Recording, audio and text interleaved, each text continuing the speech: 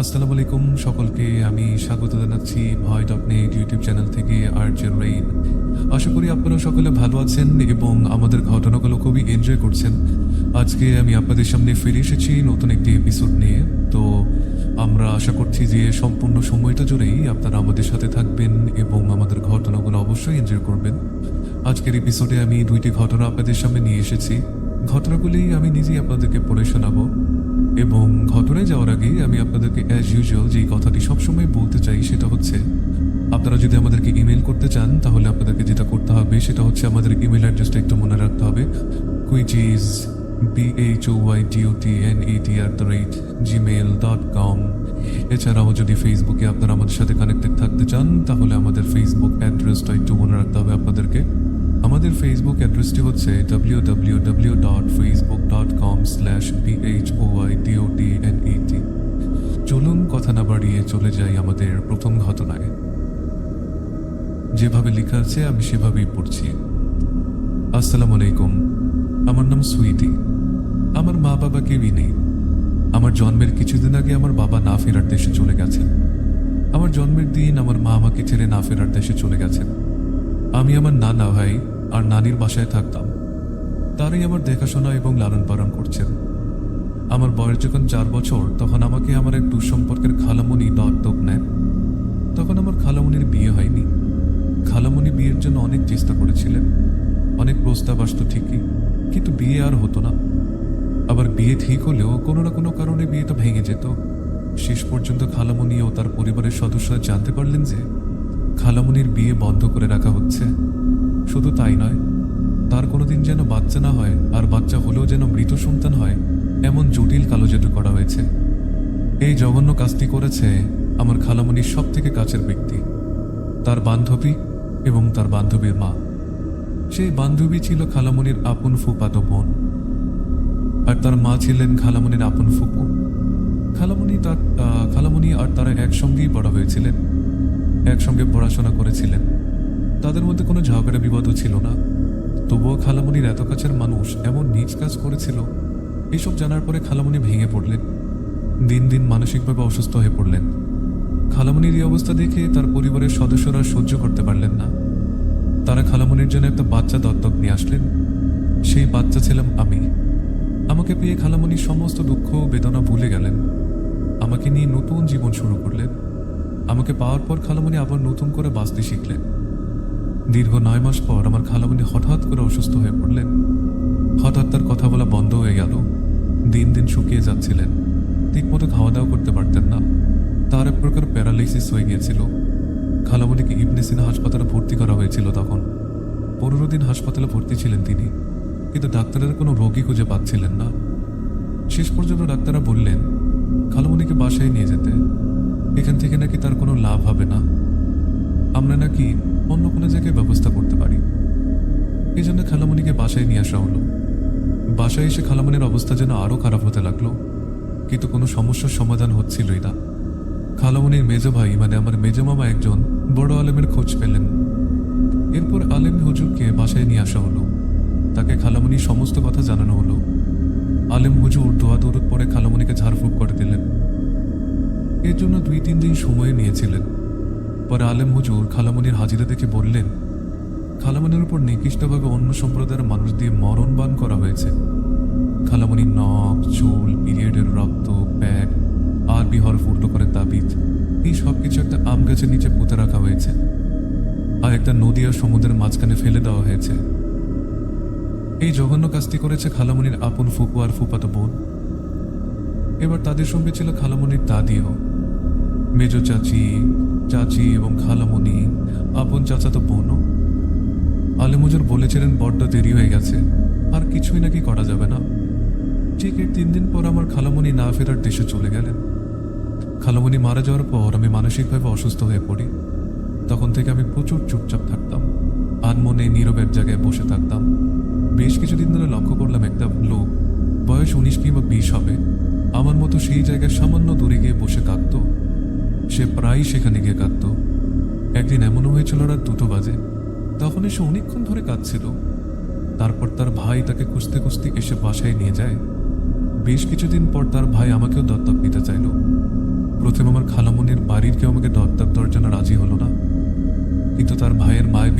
স্বভাব দেখে আমার নানু আমাকে দত্তক দর্জনে রাজি হয়ে যান।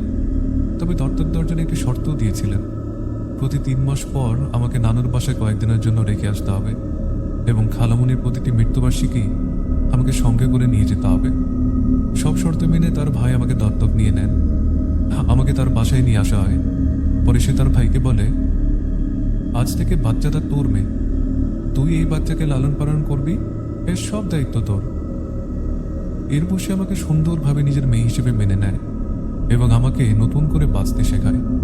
আমি তাকে সবসময় চাচা বলে ডাকতাম, কখনো বাবা ডাকিনি। তবু আমার সমস্ত দায়িত্ব সে সুন্দরভাবে পালন করত।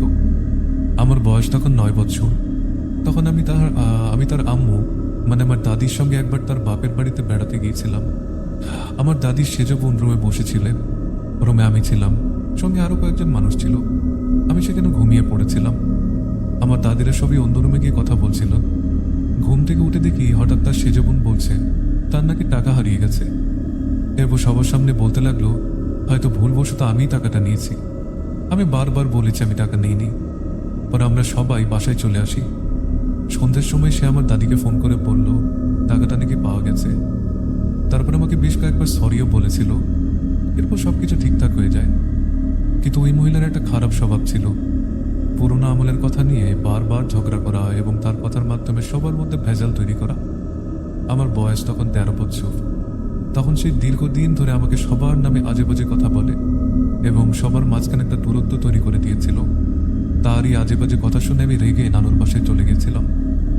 পরে দীর্ঘ 7-8 মাস আমি নানুর বাসাতেই ছিলাম। হঠাৎ একদিন আমি নানুকে সব কথা খুলে বলি, এটাও বলি আমি আর কখনোই চাচাদের বাসায় যাব না, প্রয়োজনে না খেয়ে থাকবো। বেশ কিছুদিন পর চাচা আমার নানুকে ফোন করে বললেন আমাকে যেন বাসায় নিয়ে আসা হয়। নানু বললেন আমাকে আর দেবেন না। আমার বলা সব কথা তাকে খুলে বললেন।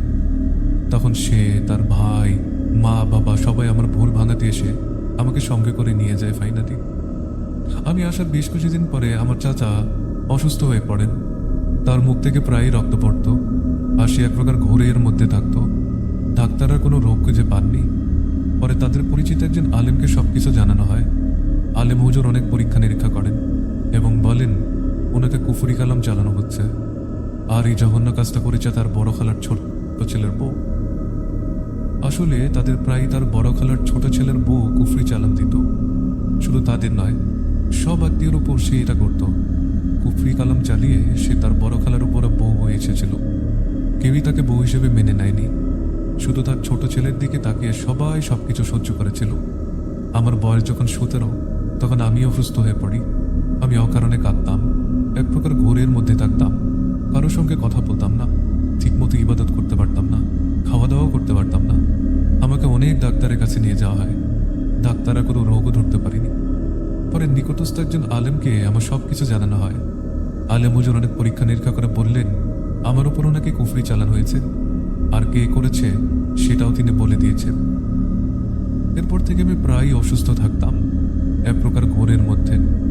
আমাকে এবং আমার ছোট চাচাকে বারবার কুফরি চালান করা হচ্ছিল। ছোট চাচাকে কুফরি চালানোর এটাই কারণ তার কাছে তার ছোট বোনের বিয়ের প্রস্তাব দেওয়া হয়েছিল, কিন্তু চাচা বেকার অবস্থায় বিয়ে করতে চাননি, তাই উনি প্রস্তাবটা ফিরিয়ে দিয়েছিলেন। সেই রাগে জিদে আমার ছোট চাচাকে কুফরি কালাম চালান দেওয়া হতো আর আমাকে জানানো হতো যেন আমি তাদের জীবন থেকে সরে যাই। পরে আমার মেজো চাচা আমাকে ফিনল্যান্ডে নিয়ে আসে। সেখানে আমি আবার নতুন করে জীবন শুরু করি। আমি এখন বেশ ভালো আছি, কিন্তু ওই সমস্ত মানুষকে এখনো ঘৃণা করি। এই ছিল আমার ঘটনা। আসসালামু আলাইকুম। থ্যাংক ইউ ডিয়ার লিসেনার্স, আপনার ঘটনার জন্য আপনাকে অসংখ্য ধন্যবাদ। আমরা আপনাদের ঘটনার অপেক্ষায় থাকবো এবং আমাদের ইমেল অ্যাড্রেসটি হচ্ছে bhoy.net@gmail.com, যার স্পেলিংটি হচ্ছে BHOYTOTNET@gmail.com। আমাদের ফেসবুক হ্যান্ডেল হচ্ছে www.facebook.com/BHOYTOTNET। আমি আর যে রেইন আছি আপনাদের সাথে চলে যাব পরবর্তী ঘটনায়। ওয়েলকাম ব্যাক ডিয়ার লিসেনার্স, আশা করি আপনারা আমাদের প্রথম ঘটনাটি এনজয় করেছেন। চলুন চলে যাব আমরা আমাদের দ্বিতীয় ঘটনায়। জননী পৃথিবী গোল, যদিও নিকট গোলক নয়, বরং একটু চ্যাপ্টা। বিশেষ করে মেরুগুলোতে কিছু ফ্ল্যাট আর বিষুব রেখা বরাবর সামান্য ফোলা, তার ঘূর্ণনের কারণে। তাই আমরা একে গোল বললেও এটি আসলে প্রকৃত গোলক নয়। আমি যখন পৃথিবীর পথে হেঁটে চলি, তখন যেখানেই থাকি না কেন মনে হয় আমি তার ঠিক কেন্দ্রে। আর একদিক থেকে দেখলে ব্যাপারটা সত্যিই তাই, কারণ পৃথিবীর চারপাশে আমার দিক থেকে সমানভাবে নিচু হয়ে ঝুঁকে আছে।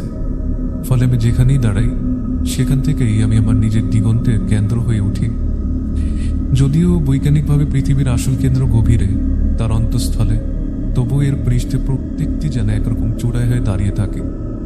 আর তাই পৃথিবীর যে কোনো স্থানই কারো না কারো চোখে হয়ে ওঠে বিশ্বের কেন্দ্র। প্রাচীনতম কালের কথা, কিছু মানব এবং অমানবিক মিলে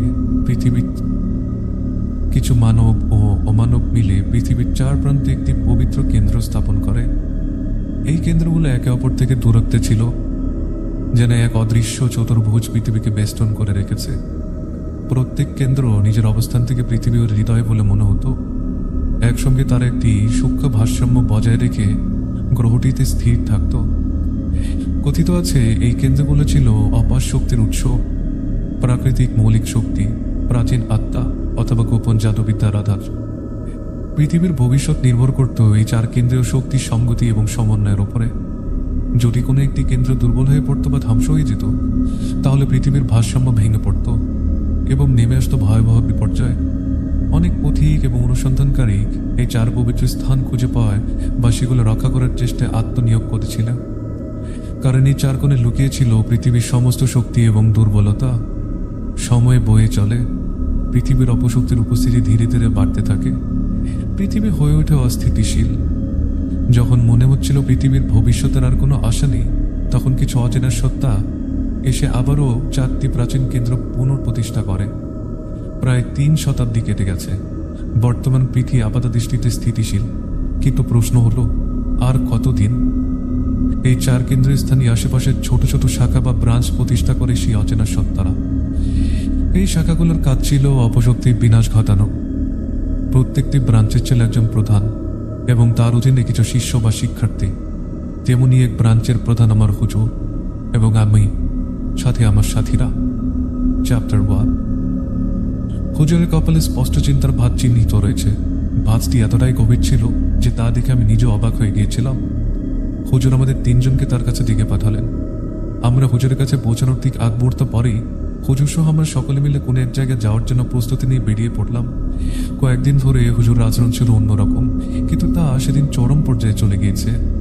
রাস্তা দিয়ে যাবার সময় হুজুর বারবার একটি কথাই বলছিলেন আমাদেরকে, তোমরা সকলে নিজেদের জানা সর্বশ্রেষ্ঠ জ্ঞান দিয়ে নিজেদের শরীর বন্ধ করে ফেলো বাবারা।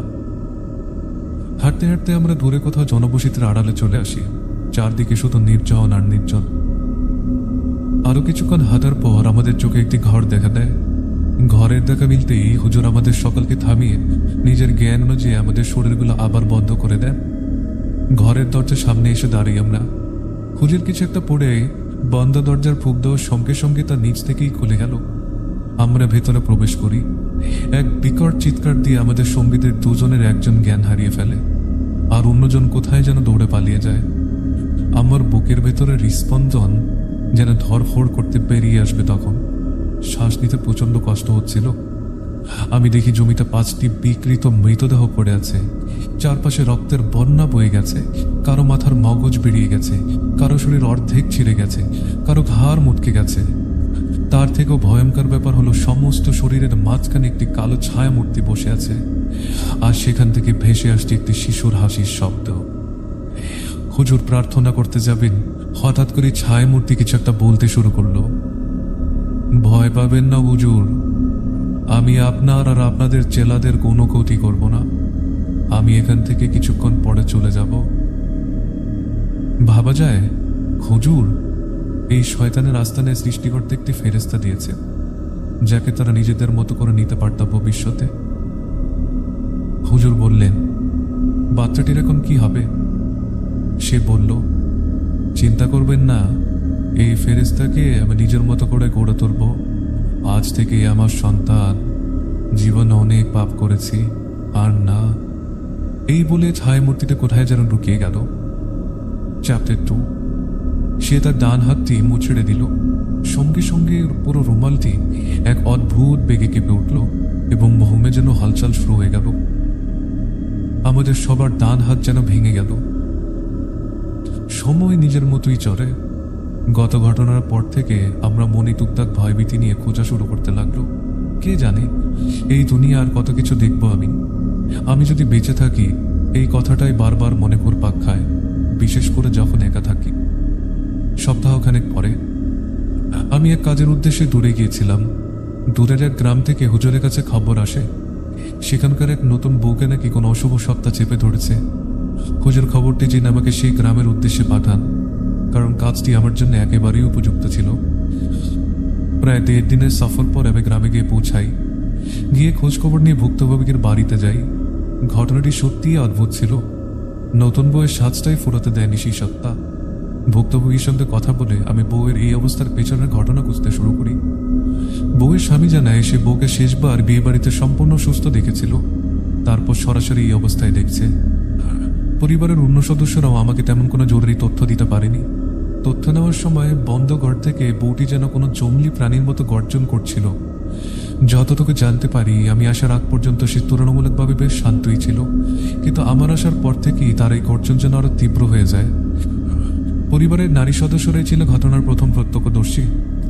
বউ নাকি হঠাৎ বাসর ঘরের জানালা ভেঙে বেরিয়ে যায় এবং উঠে বসে পুকুরের পাড়ে শেষ প্রান্তের বড়ি গাছে। কথাটির সত্যতা যাচাই করতে আমি বাসর ঘরের সেই জানালাটি পর্যবেক্ষণ করি। সত্যি লোহার গ্রিলগুলো বেঁকে আছে, কেউ যেন জোর করে বেরিয়ে গেছে। তাদের মতে তারা কোনোভাবেই স্থানীয় অভিজ্ঞ ব্যক্তির সাহায্যে বউকে সেই রুমে আটকে রাখতে সক্ষম হয়। তবে আটকানোর সময় বউ লোকটির বাম হাতের 4 আঙ্গুল কামড়ে ছিঁড়ে ফেলে, আর আঙ্গুল ছিঁড়ে যাওয়ার কয়েক ঘন্টার পরেই লোকটি নাকি মারা যায়। যাই হোক, আমি আর কোনো কথা না বাড়িয়ে যাবতীয় জরুরি জিনিসপত্র গুছিয়ে নিয়ে সোজা গিয়ে দাঁড়াই বউয়ের বন্দি রুমের দরজার সামনে। বুকটা আমার ধরফর করছিল, তবু আল্লাহর নাম নিয়ে দরজাটি খুলে রুমের ভেতরে ঢুকে পড়ি। সেদিন আমার কপাল সত্যিই খারাপ ছিল, প্রচণ্ড খারাপ। অমাবস্যার রাত ছিল, সারা জগৎ যেন ছিল ঘন কালো অন্ধকারে মোড়া। তার উপরে যে রুমে প্রবেশ করলাম সেটাও নিস্তব্ধ অন্ধকারে ডুবেছিল। রুম আলোকিত করার জন্য কোনো উপায় ছিল না তাদের কাছে। আমি যত দোয়া পড়তাম তারপরে নিজের শরীরে বেশ ভালো করেই বন্ধ করে নিয়েছিলাম। নিস্তব্ধতা সম্পূর্ণ রুম। কিছুক্ষণ আগ পর্যন্ত গর্জনের আওয়াজ স্পষ্ট শোনা যাচ্ছিল, কিন্তু হঠাৎ করে একেবারে নিস্তব্ধ হয়ে গেল সবকিছু। স্রষ্টার নাম নিয়ে 1 পা 2 পা করতে করতে একই পারছিলাম। এক হাতে হ্যারিকেন, আরেক হাতে পবিত্র পানি। অদ্ভুতভাবে হ্যারিকেনের আলোয় সম্পূর্ণ রুম ভরে যাচ্ছিল। তবুও কেন যেন অন্ধকার মনে হচ্ছিল রুমটাকে। শুধু আমার নিজের শরীর আর 1 কদম আগ পর্যন্ত জায়গা ছাড়া কিচ্ছু দেখতে পাচ্ছিলাম না। কিছু কদম ফেলার পর বুঝতে পারলাম এখানে কিছু একটা ঘাপলা রয়েছে। ছোট একটি রুম, যা অল্পতেই শেষ হওয়ার কথা, তবে হচ্ছিল না। মাথাটাও বেশ বুন বুন করছিল, যেন ছিঁড়ে পড়ে যাবে। একটু নিজেকে সামলে নিয়ে আমি চারদিকের পবিত্র পানি ছিটিয়ে দিই। সঙ্গে সঙ্গে আমার হৃদস্পন্দন কিছু মুহূর্তের জন্য থেমে গেল। আমার ঠিক সামনে দাঁড়িয়ে রয়েছে সেই নতুন বউ। ছিঁড়ে ফেলা 4টি আঙ্গুলের মধ্যে 2টি সে রসিকতার চলে চিবোচ্ছে। ভাগ্যিশ্বরের বন্ধ করা ছিল, নইলে বউয়ের হাতে আঙ্গুল রক্ত জমে রয়েছে। আমার কি হতো আমি জানি না।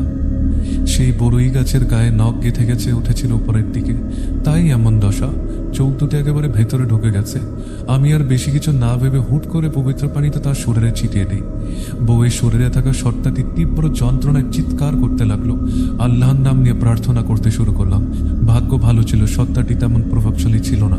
শুধু একটা ছলনাকারী এবং তীব্র দাঁতালো বিষধর সত্তাটিকে বোতলবন্দি করে হুজুরের দেওয়া ব্যাগে রাখতেই তা অদৃশ্য হয়ে যায়। বউ এখন নিরাপদ, তবে সুস্থ হতে বেশ সময় লাগবে। বউকে ভর করে কিভাবে এসেছিল সত্তাটি তা আমি জানতে পারিনি, তবে হুজুর জানতেন। ভাবলাম ফিরে গিয়ে হুজুরকে জিজ্ঞাসা করব। আমি গ্রাম থেকে ব্রাঞ্চের উদ্দেশ্যে রওনা দিই। আমি ব্রাঞ্চের গন্তব্যেই ছিলাম, হঠাৎ একটি ফিসফিসানি ধ্বনি আমার কানে এসে লাগলো। কিছু বুঝে ওঠার আগেই আমি নিজেকে একটি অজানা বাড়ির উঠোনে দেখতে পাই। বাড়ির ভেতর থেকে কয়েকজন তীব্র স্বরে প্রার্থনা করছিল, যার ধ্বনি ভেসে আসছিল। তাদের মধ্যে একটা কণ্ঠস্বর ছিল হুজুরের। আমি দ্রুত দৌড়ে ভেতরে প্রবেশ করে দেখি হুজুর সহ আমার চেনা সাথীরা একজনকে উদ্দেশ্য করে দোয়া পড়ছেন জোরে জোরে। আমিও বেশি না ভেবে সঙ্গ দিতে শুরু করি। কি যেন মনে করে আমি আমার আসার দরজার দিকে আবার তাকাই, কিন্তু সেখানে কোনো দরজাই ছিল না। আবার সামনে তাকাতেই দেখলাম একটা নারী। তার মুখে যেন ছিঁড়ে পড়ে চামড়ার ভাজে ভাজে জমে থাকা রক্ত টপকে পড়ছিল থেমে থেমে। সে পিঠ বেঁকিয়ে শূন্যে ভেসে আছে, অথচ বিকট এক শ্বাস টেনে যাচ্ছিল বারবার। কিছু বুঝে ওঠার আগেই সে আমার ডান হাতটি মুচড়ে দিল। সঙ্গে সঙ্গে সম্পূর্ণ রুম অদ্ভুত বেগে কেঁপে উঠল, আর আমাদের সবার ডান হাত ভেঙে গেল। ব্যথার যন্ত্রণায় সবাই কাকড়াতে থাকি। নিজেদের সামলানোর আগে সেই নারী তার ঘাড় মোড়াতে শুরু করলো, আর সঙ্গে সঙ্গে আমাদের ঘাড়ও মরতে থাকলো। হঠাৎ হুজুরের চিৎকারে সবাই বললেন, সবাই দোয়া দরুদ পড়ো, না হলে এখানেই শেষ, সব শেষ। সকালে আবারও দোয়া দরুদ পড়তে লাগলো। পুরো ঘর শব্দের ধ্বনিতে কেঁপে উঠতে থাকলো। টিনের ঘরটি যেন দুমড়ে মুচড়ে যাচ্ছিল। আবারও এক অদ্ভুত বেগ এসে আঘাত করলো সম্পূর্ণ ঘরে। দেখি নারীটি বাম পা চটকে ঝুলে আছে, আর আমাদের বাম পাগুলো ভেঙে যায়। তবু আমরা থামি না, কারণ থামলে শেষ। এভাবে কিছুক্ষণ থাকার পরে আমার পেছন দিক থেকে ভেসে আসতে লাগলো তীব্র স্বরের দোয়া দরুদেরা শব্দ। হঠাৎ এক বিকট আওয়াজের সঙ্গে সবাই ছিটকে পড়লো এক এক জায়গায়। ছিটকে পড়ার পর চোখ দুটি অন্ধকারে ডুবে যায়। অন্ধকারে সাঁতার কাটতে কাটতে একসময় কিনারার হদিস পাই আমি। কিনারায় এসে চোখ দুটি আবারও আলোকিত হয় দুনিয়ার আলোতে। আমি চিকিৎসাধীন অবস্থায় আবিষ্কার করি নিজেকে। এতক্ষণ পর্যন্ত আমার সঙ্গে ঘটে যাওয়া সব তথ্য আমি এক অতি পরিচিত সত্তাকে শোনালাম। এই ছিল আমার ঘটনা। আমি জানি আমার এই ঘটনাটি পড়ে বা আমার এই ঘটনাটি শুনে আপনাদের অন্যরকম লাগবে, কিন্তু আমি যে কাজের সাথে যুক্ত, যে নূরানি যুদ্ধে আমি সবার সাথে আছি, সেই যুদ্ধে এরকম অনেক ঘটনা ঘটে। এটা তো কেবলমাত্র শুরুর ঘটনা বললাম। সময় হলে আরও কোনো একদিন পাঠাবো, আপনাদের যদি ভালো লেগে থাকে। আসসালামু আলাইকুম। দয়া করে আমার নামটি প্রকাশ করবেন না। Thank you dear listeners for listening to the story. আশা করি আপনাদের কাছে ভালো লেগেছে। আমি আর জুড়েইন আছি আপনাদের সাথে সবসময়ই। আমাদের এই এপিসোডটি আজকে আমাদেরকে এখানেই শেষ করতে হচ্ছে। জানি না কতটুকু আনন্দ দিতে পেরেছি আপনাদেরকে, তবে যথাসম্ভব চেষ্টা করি এবং ভবিষ্যতেও চেষ্টা করে যাব। আমরা চাই আপনারা আপনাদের ঘটনা আমাদেরকে পাঠিয়ে দিন, এবং আমাদের ঘটনা পাঠানোর যে ঠিকানাটা হচ্ছে সেটা হচ্ছে আমাদেরকে ইমেইল করতে হবে আপনাদের। আমাদের ইমেল অ্যাড্রেসটি হচ্ছে bhoy.net@gmail.com, এবং আমাদের ফেসবুক পেজটি হচ্ছে www.facebook.com/BHOYTOTNET। অপেক্ষায় থাকবো আপনাদের ঘটনার, এবং আজকে বিদায় নিচ্ছি। আমার জুরাইন ফ্রম ভয়.net। সকলে ভালো থাকবেন, সুস্থ থাকবেন। আসসালামু আলাইকুম।